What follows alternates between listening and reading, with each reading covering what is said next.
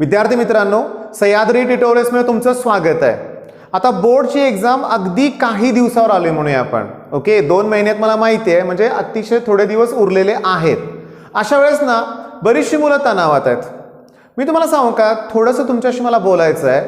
आठवा ना की 10वी पर्यंत कसं सगळं इझी होतं। अल्जेब्रा, जॉमेट्री, ते सायन्स 1, सायन्स 2 एकदम इझी होतं। अगदी लास्ट मोमेंटला आदल्या दिवशी जरी अभ्यास केला तरी होत होता।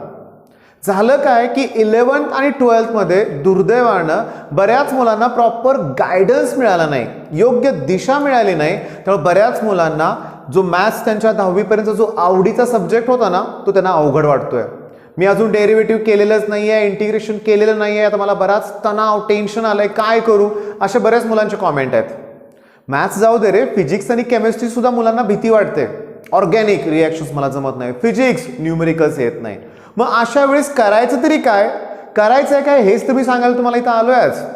मेन तुम्ही काय करा, पहिल्यांदा ना डिस्क्रिप्शन मध्ये चेक करा, मी फिजिक्स आणि केमिस्ट्रीचे जास्तीत जास्त टॉपिकचे IMP क्वेश्चन्स दिलेत। बरं, करायचं काय क्वेश्चनचं मी तुम्हाला सांगू का, हा जो व्हिडिओ तुम्ही बघताय ना त्याचा थंबनेल काय, 100% गॅरंटेड क्वेश्चन्स। आणि असे क्वेश्चन्स माझ्याकडे फिजिक्समध्ये पण आहेत, केमिस्ट्रीमध्ये पण आहेत आणि मॅथ्समध्ये पण आहेत। बरं, हे मी का म्हणतोय, कारण माझ्याकडे टार्गेट पब्लिकेशनचं बुक आहे, यात अगदी 2013 पासूनचे सगळे प्रश्न दिलेत पेपरमध्ये आलेले। याचा एक प्रॉपर मी अनालिसिस केलेला आहे आणि त्या अनालिसिसवर आधारित मी तुम्हाला सांगणार आहे की हे प्रश्न परीक्षेत येतातच। जस्ट एक एक्झाम्पल देऊ का, थर्मोडायनामिक्स केमिस्ट्रीमध्ये first law of thermodynamics, delta U = Q + W। सीईटीचे जेवढे पेपर झाले आतापर्यंत त्यात प्रत्येक पेपरमध्ये याच्यावरती क्वेश्चन आहे, म्हणजे या वर्षी पण येणारच आहे ना, 100% गॅरंटेड क्वेश्चन। मग पहिली एक रिक्वेस्ट आहे तुम्हाला की हे सिरियसली गॅरंटेड क्वेश्चन्स आहेत, तुम्हाला या क्रमानच जायचं आहे। इथं मी लिहिलंय पार्ट 1, म्हणजे मॅथ्सचे आपले भरपूर पार्ट होणार आहेत। मी टॉपिकचा विचार करणार नाही। तुम्ही अजून केलं नाही ना कधी मॅथ्सचा अभ्यास, सुरुवात आत्ता करा। मी तुम्हाला गॅरंटी देतो, तुमचा कॉन्फिडन्स पण वाढेल आणि रोज 10-15 मार्काचा आपला पोर्शन कव्हर होत जाईल।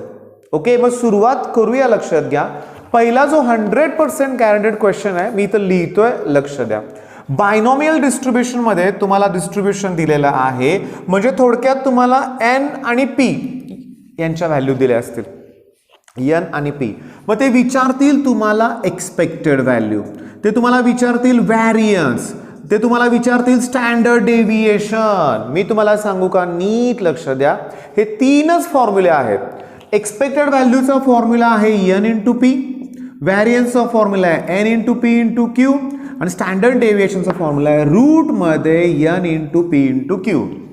ओके, 2013 पासून जेव्हापासून हा टॉपिक सिलेबसमध्ये इन्क्लूड केलाय बायनॉमियल, तेव्हापासून आतापर्यंत प्रत्येक पेपरमध्ये 2 मार्काला याच्यावरती क्वेश्चन आहेच, गॅरंटेड आहे। लक्षात घ्या, माझ्याबरोबर तुम्ही देखील आता हे क्लिअर करा। बरं, मी तुम्हाला सांगू का, मी 2 ते 3 प्रश्न तुम्हाला सोडवून देईल, तुम्ही तुमच्या टेक्स्टबुक मध्ये हुडका, तुम्हाला खरोखर हे खूप सोपं वाटेल। मग पहिला क्वेश्चन जो आहे ना फळ्यावर आहे, पहिली MCQच आहे, नीट लक्ष द्या। त्यांनी एक्सपेक्टेड व्हॅल्यू जे दिले ना, क्वेश्चन बघा तुम्ही, एक्सपेक्टेड व्हॅल्यू त्यांनी 12 दिले। ओके, व्हॅरियन्सची व्हॅल्यू त्यांनी 4 दिले आणि काय विचारलंय, व्हॅल्यू ऑफ n विचारलंय, व्हॅल्यू ऑफ n। मी तुम्हाला सांगू का, जेव्हा तुम्हाला एक्सपेक्टेड आणि व्हॅरियन्स दोघांच्या व्हॅल्यू दिल्या असतील, रेशो घ्या ना, तुम्ही काय करा की व्हॅरियन्सच्या व्हॅल्यूला एक्सपेक्टेडच्या व्हॅल्यूने डिवाइड करा। व्हॅरियन्सचा फॉर्म्युला काय, NPQ, एक्सपेक्टेडचा काय NP, या NP ला हे NP कॅन्सल होईल, पण व्हॅरियन्सची व्हॅल्यू किती होती 4, 4/12 ही Q ची व्हॅल्यू मिळाली। ओके, आता एक समजून घ्या, 1/3 मिळाली। एक फॉर्म्युला मला तुम्हाला अजून द्यायचा आहे की तुम्हाला माहित आहे प्रोबॅबिलिटीमध्ये p + q ची व्हॅल्यू 1 असते। आता q ची व्हॅल्यू 1/3 इथं पुट करा, प्लस मायनस करा, तुम्हाला p ची व्हॅल्यू 2/3 मिळेल। ओके, आता p ची व्हॅल्यू माहिती आहे, q ची व्हॅल्यू माहिती आहे, तुम्हाला त्यांनी क्वेश्चन मध्ये काय विचारलंय बघा, n विचारलंय। ओके, मग तुम्ही व्हॅरियन्सचा फॉर्म्युला वापरा, काय सांगा, NPQ, किंवा एक्सपेक्टेडचा फॉर्म्युला वापरा, काय फॉर्म्युला सांगा, NP। मग मी असं लिहू का बघा की n × p = 12, मग p ची व्हॅल्यू आपली किती आली होती, 2/3, दॅट = 12।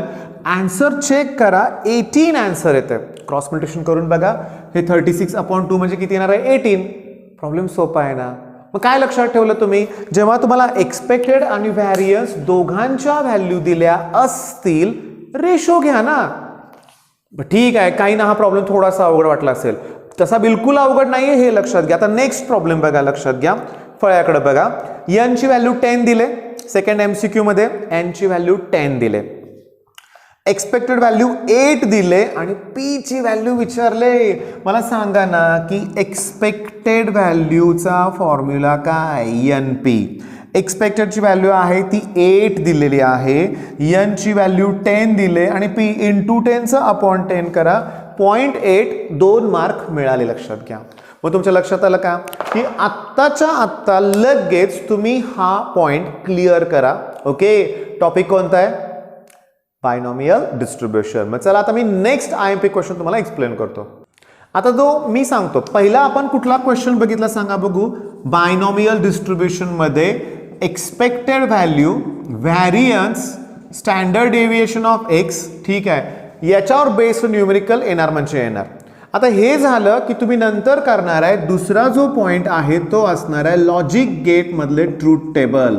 अरे जेईला सुद्धा विचारले, जेईला एवढे सिंपल एक्सप्रेशन्स त्यांनी दिलेत, ट्रूथ टेबल तयार करायला सांगितले आणि त्यांनी विचारलंय कंटिन्जन्सी, तुम्हाला माहिती आहे, टाउटोलॉजी, कॉन्ट्राडिक्शन, म्हणजे सगळेच ट्रू असेल तर, सगळेच फॉल्स असेल तर, हे तुम्हाला आता माहिती आहे बरं का. मी हे शिकवत बसणार नाहीये, पण तुम्हाला ट्रूथ टेबल करायचंच आहे. लक्षात घ्या, ट्रूथ टेबल 100% 3 मार्काला येणारा प्रश्न आहे. ओके, म्हणजे बघा, बघता बघता तुमची 5 मार्काची तयारी होईल. आणि मी असंच करणार आहे, प्रत्येक पार्ट मध्ये तुम्हाला मी IMP क्वेश्चन दे जाणार आहे मॅथ्स मधले, असे IMP क्वेश्चन्स की जे एक्झाम मध्ये येणार आहे. ओके, एक लक्षात घ्या, सगळंच सोपं असणार आहे का रे बाळांनो, नाही, काही प्रश्न अवघड असणार आहेत ना, पण तुमच्यात तेवढी हिंमत ठेवा, जमणार आहे आपल्याला. लक्षात घ्या. तुम्ही मला सांगा ट्रूथ टेबल तुम्हाला जमत नसेल, ते पण माझी शिकवायची तयारी आहे, पण आजच्या लेक्चरमध्ये जरा पटापट मी तुम्हाला थोडासा आणखीन अभ्यास देणार आहे. आता ट्रूथ टेबल झालं की तुम्ही लिनियर प्रोग्रामिंग घेणार आहे. लिनियर प्रोग्रामिंगचे प्रॉब्लेम्स तुम्ही घेणार आहे. LPP, बघा मी बरीचशी मुलं अशी बघितलेत की जे LPP सॉल्व्ह करत नाहीये, त्यांना ती भीती वाटते. तुम्हाला ग्राफ जमतो ना, जर तुम्हाला ग्राफ येत असेल, x ॲक्सिस y ॲक्सिस जमत असेल तर LPP काही अवघड नाही. आणि सगळ्यात चांगली गोष्ट काय माहितीये का की यावर्षी म्हणूया आपण डिलीटेड पार्ट आहे, वर्ड प्रॉब्लेम डिलीट केलेत, एकच एक्सरसाइज आहे LPPचा. लक्षात घ्या. आणि LPPचा प्रॉब्लेम मात्र येतो तो 4 मार्काला येतो. लक्षात घ्या, येतोच, एक क्वेश्चन असतोच या टॉपिकवरचा, तो पण 4 मार्काला, आणि तो पण कमी वेळेत होतो, काही अवघड नाही आहे. तुम्ही बोला तरी बाळांनो, पाहिजे असेल LPP तर त्याचं एक लेक्चर छोटंसं तयार करतो ना शॉर्टमध्ये, सगळ्यांनाच फायदा होईल.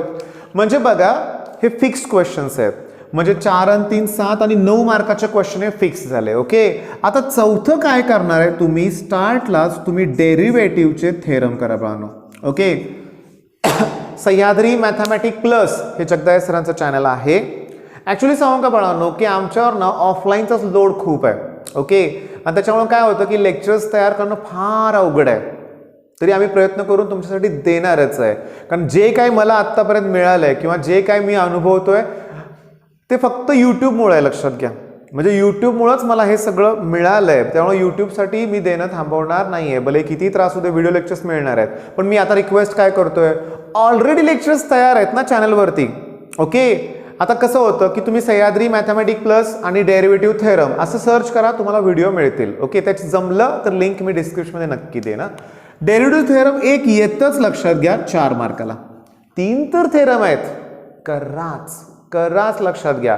मग डेरिव्हेटिव्हचे थेरम 4 मार्काला येत आहेत. आता ते झालं की तुम्हाला मी सांगू का, तुम्हाला पेअर ऑफ स्ट्रेट लाईन मध्ये पण थेरम आहेत, त्यातलं एक थेरम येतं ते सुद्धा 3 किंवा 4 मार्काला. मला असं वाटतंय आजच्यासाठी हे पुरेसं आहे, आजच्यासाठी हे पुरेसं आहे. सांगू का तुम्हाला मी, हे 2 मार्क फिक्स, 2 आणि 3 5, 5 आणि 4 9, 9 आणि 4 13, 13 आणि 3 16, म्हणजे ऑलमोस्ट 25% गॅरंटेड क्वेश्चन्स मी तुम्हाला दिलेत. अजून इंटिग्रेशन थेरम आहेत की एका दिवसात सगळं नको आहे. हां, माझं स्पष्टपणे म्हणणं असतं. आता काही वेळेस काही पालक मॅडम कंप्लेंट करतात की सर तुम्ही फास्ट पोर्शन कंप्लीट केला पाहिजे. मी कधीही अशा पालकांचं ऐकत नाही. ओके, माझं काय म्हणणं आहे, वेळ किती आहे ते बघा, प्रॉपर होतोय अभ्यास, असा असताना एक तर टेन्शन घेऊन कधी बसायचं नाहीये, क्लिअर, आणि जे आहे ते प्लॅन करून करायचं आहे. एका दिवशी जर 15-16 मार्काची तयारी होत असेल, दुसऱ्या दिवशी 10-15 मार्काची तयारी होत असेल, अरे 3 ते 4 दिवसातच मॅथ्स संपेल. मग आता भीती नाही ना वाटणार तुम्हाला? मी तुम्हाला सांगू का की केमिस्ट्रीमध्ये पण कितीतरी टॉपिक असे आहेत जिथं लॉक टेबल वापरावंच लागत नाही. Chemical kinetics, okay. अरे तुम्ही आपल्या चॅनलवर, म्हणजे आपलं जे सह्याद्री ट्युटोरियल्स चॅनल आहे, तुम्ही प्लेलिस्ट तर चेक करा ना. हां, प्लेलिस्ट तर चेक करा. प्रत्येक टॉपिकसाठी न्यूमेरिकल्स तर सगळे आहेत त्याच्यावरती, सगळे. IMP क्वेश्चन्स दिलेत ना. आता मी तुम्हाला तुमचे आभारच मानायचे आहेत. काल कितीतरी कॉमेंट असे होते की मुलांना ते आवडलं. म्हणजे हॅलोजन डेरिव्हेटिव्हचे एका मुलानं असं कॉमेंट केलं होतं की हॅलोजन डेरिव्हेटिव्ह म्हणजे ठीक आहे, मी IMP क्वेश्चन दिलेत ना ते केल्यामुळे त्याचा तो टॉपिक पटकन क्लिअर झाला. बरं, काही मुलांना असं वाटतं की हे तर तुम्ही गेल्या वर्षी दिलं होतं, या वर्षी चालतील का? काय नाही चालणार, सिलेबस तोच आहे. तेवढे स्पॉट डिलीट केलेत त्यांनी, लक्षात घ्या. त्यामुळे हा सिलेबस चालणारच आहे, लक्षात घ्या. ओके, मग आता तुमच्या लक्षात आलंय, स्ट्रॅटेजी मॅथ्सची लक्षात आलंय. फक्त मी दिलंय तेवढं करा. बरं, आता एक लक्षात घ्या. मान्य करतो की सगळेच मुलं काही अभ्यासात मागं पडलेले नाही आहेत, काही ब्रिलियंट आहेत, अशी मुलं सुद्धा व्हिडिओ बघतायत. माझं सजेशन काय तुम्हाला की तुम्ही ना तुमच्या मेथडनं अभ्यास करा. जर तुमचा सगळा अभ्यास झाला असेल तर पेपर द्यायला सुरुवात करा. ही पण रियालिटी आहे. तुम्ही टेस्ट म्हणजे बोर्डचे पेपर पण सॉल्व्ह करा, ठीक आहे. CETच्या मॉक टेस्ट पण द्यायला सुरुवात करा जर परफेक्ट अभ्यास झाला असेल.